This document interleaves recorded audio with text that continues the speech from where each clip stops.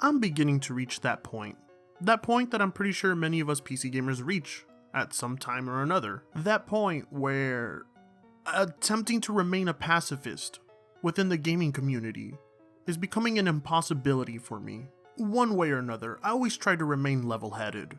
And to be quite honest, doing so brings about a certain insincerity, I guess you could say. At times, I feel weighed down, limited, as if I cannot express myself truly. I'm often told at times by subscribers and friends of mine that I should just ignore console peasants, that I shouldn't draw attention onto them, I shouldn't focus my efforts on these individuals. And for a certain amount of time, I believed what they said. I took it into account. I made changes to the channel. I decided I wasn't going to put any attention onto these people, that I wasn't going to focus my efforts on those who spew out stupidity and nonsense. I decided that's not what the channel's about. I'm not about critiquing people. I'm about critiquing games. About talking about games I like, things I don't like. Focusing on gaming in general, regardless of the platform. But in some ways, like the comedian who's told what he can and cannot joke about, I felt as though I found myself in a similar position. But quite frankly, guys, I have to admit to you, I enjoy the living fuck out of criticizing console peasants. I enjoy it. I love the drama involved. I love the process of listening to these individuals, analyzing, criticizing, and poking fun out of everything they say. I enjoy it. I find satisfaction in it, and I cannot help myself. Is it the sole purpose of my channel? Well, no, not necessarily. But it is a large aspect to it. It is something I am recognized for. And I love associating with that. I honestly do. And to a certain extent, I enjoy it more than talking about video games at times. The truth is, console peasants and console fanboys have a huge presence on the internet. They flock in numbers together. They flood the internet with stupidity and nonsense. Is it something we can put an end to? Probably not. I'd be lying if I said I was so sure of myself that I could end that. But no, there will always be fanboyism wherever you go. Nah, but Fritanga, you're a fanboy of the PC. Well, so be it. Maybe I'm a fanboy of the PC, sure.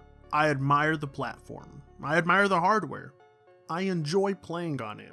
I defend this platform to the end. But some fail to see that the difference between your PC fanboy and your console fanboy or console peasant is that being a fanboy of the PC platform brings about no negativity to the gaming market or to other gamers. Does it make it perfect? No, of course not. There's no perfectionism when it comes to the platform you game on. However, that does not negate the fact that there is one platform that is clearly superior, that platform being the PC. Can you subjectively prefer the consoles?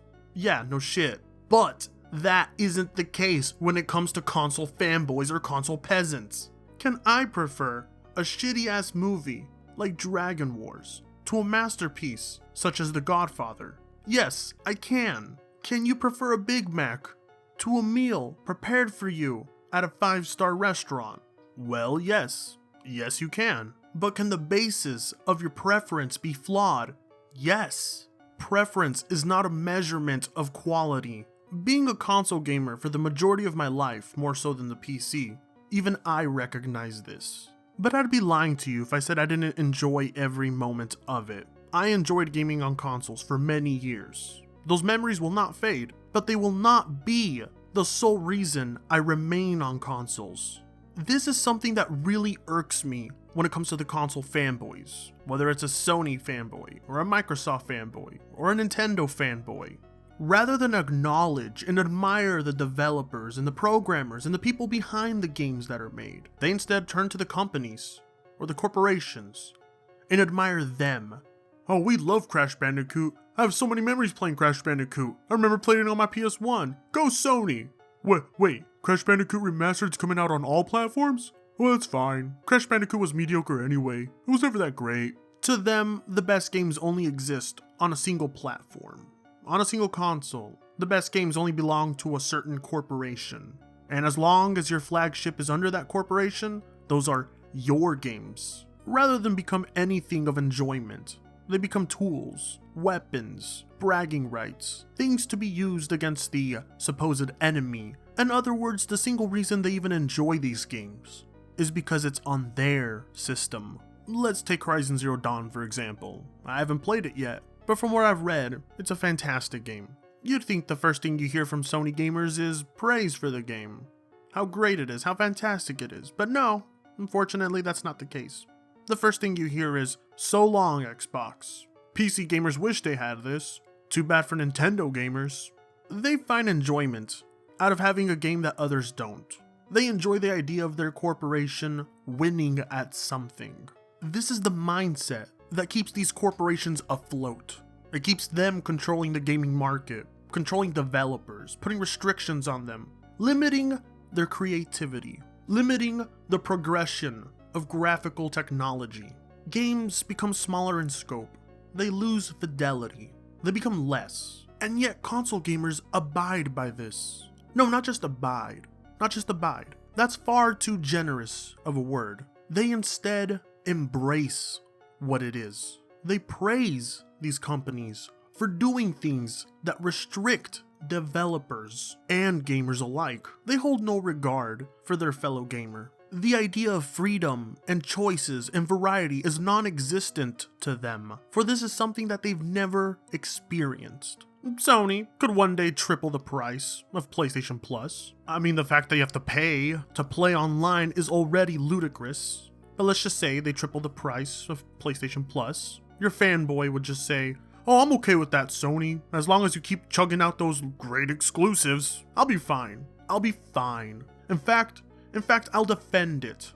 I'll say that paying for it ups the quality, even though there is absolutely no evidence to support so. But, you know, I'll go ahead and make my own facts up, because I suffer buyer's remorse. But then you fail to see that you have doomed everyone else. You influence the companies, the ones that you, yourself, are supposed to have some sort of control over with your wallet. Yet you allow them to take control of you, showing Sony and Microsoft that you're willing to pay to access any internet features or online features. Not only gives them the incentive to raise the price, but influences companies like Nintendo that have shown in the past that they do not need to charge for online to do so. You then in turn create a trend within the industry, a negative one at that, one that doesn't benefit anyone except the companies. You lose out, and you're okay with that. You're okay with giving the companies control over you. Yes, it's their product, and they have every right to do as they wish with said product. But if you do not like the direction in which that said product is going,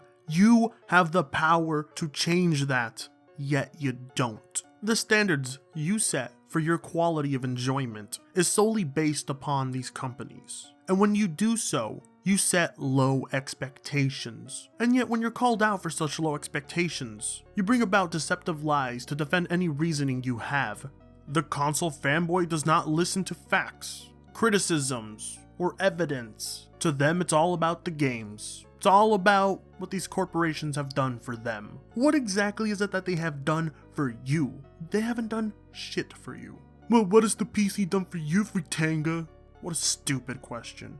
What an absolutely moronic counter-argument. For starters, the PC is not a company. It's not a corporation. It's a piece of hardware I assembled together. It's what I use to edit this video or play this lovely game you see right here at 60 frames a second, 1080p. Meh. What has the PC done for me? Pretty much every fucking thing. You can throw around such criticisms of the PC as you would like, but you will always get a factual answer to everything you have to say. But when the moment comes, when a fanboy's platform is criticized, they have no factual evidence to defend anything against those criticisms. Admittedly, there was a time I was one of these fanboys. I had my allegiance pledged to Sony through the PS3. I loved the ever-living hell out of that console, and to this day it still remains my favorite console of all time. But it was around the time Sony had announced the PlayStation 4. They had brought about something that I had disdain for, something that we didn't have to put up with the PS3 prior to then,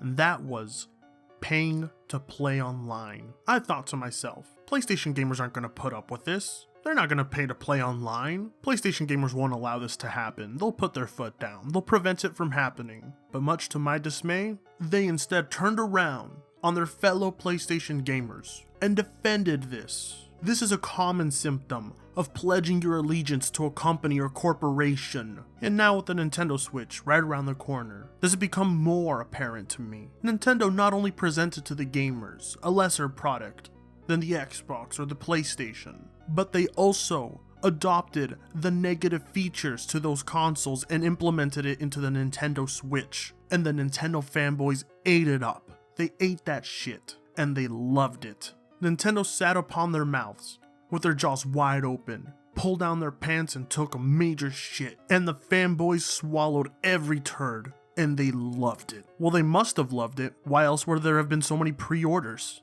Pre-orders. That's right. People paid for something that they cannot hold in their hands. They've already decided to give Nintendo their money for a product that has not yet been reviewed. They've already decided that the Switch will be the next coming of Jesus before they even played it. That regardless of skepticism, they will buy whatever they announce and give them money before they even have the product in their hands. But more importantly, they have rewarded Nintendo for the same criticisms they've made towards Sony and Microsoft. They have rewarded anti-consumerism. It shows how far the fanboy is willing to go for the company that they have pledged their allegiance towards. But me and Nintendo?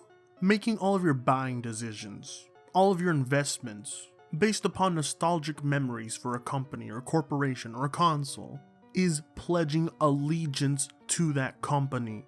Regardless if they fuck you over, you'll continue to support them. You'll continue to pledge your allegiance. You'll continue to ruin the gaming industry. And you can go about calling me a PC elitist if you will. But in comparison to a console fanboy, I am more than happy to be called that.